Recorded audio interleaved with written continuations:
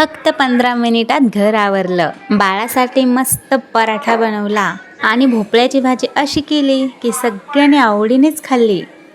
घर, किचन, बाळ आणि एका आईचा साधा दिवस पाहणार आहोत. चला तर पाहूया.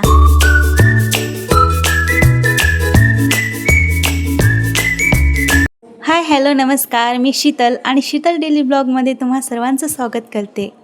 दिवसाची सुरुवात देवपूजेपासून केली की दिवसही खूप छान जातं.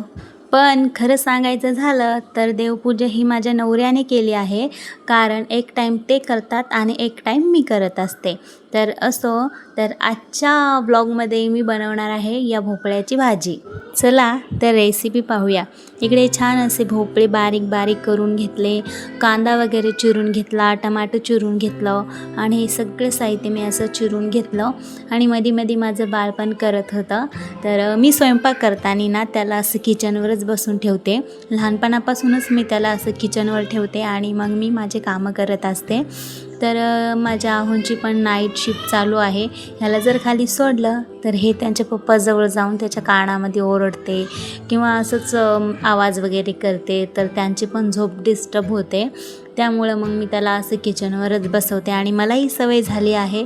तर असं मी इकडे छान असं मटेरियल कापून ठेवलं आणि त्याने इकडे तिकडे पसरावा नाही किंवा फेकावा नाही, म्हणून मी लसूण सोलत त्याच्यासोबत थोड्याशा गप्पा मारत होते.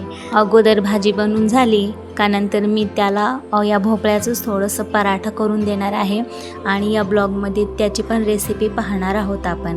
तर सर्वात अगोदर कढईमध्ये मी तेल टाकलं आणि त्याच्यामध्ये थोडी जिरी टाकली आणि 2-3 लसूण असं बारीक कापून टाकले आणि एक मिरची आणि कांदा टाकला. ते छान थोडंसं लालसर झाला की त्याच्यामध्ये टमाटर टाकणार आहे.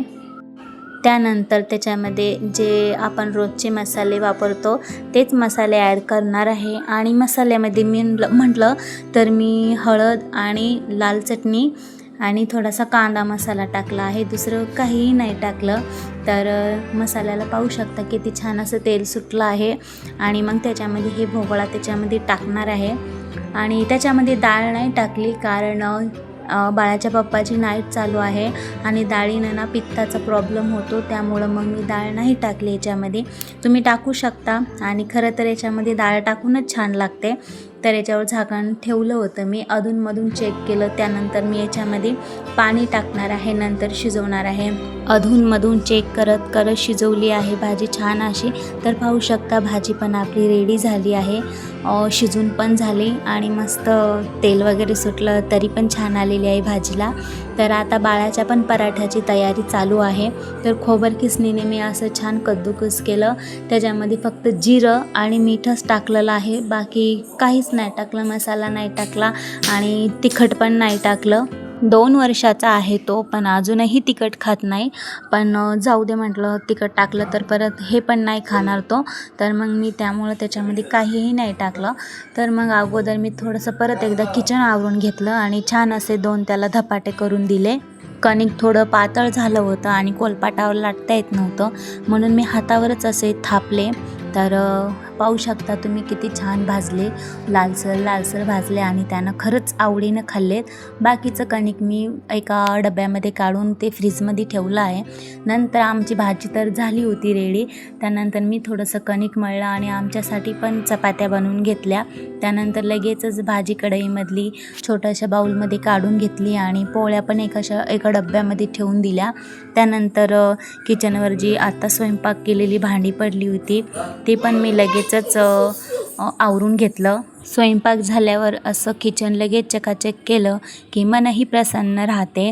तर मी छान असं आवरून घेतलं होतं सगळं स्वयंपाकाच्या नंतर. पण फक्त फरशी पुसलेली नव्हती, कारण माझं बाळ झोपलं नव्हतं, ते लगेच घाण करणार होतं.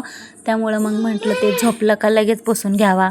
रेसिपी तुम्हाला आवडली का कमेंटमध्ये नक्की सांगा आणि पुन्हा भेटूया पुढच्या ब्लॉगमध्ये. तोपर्यंत काळजी घ्या.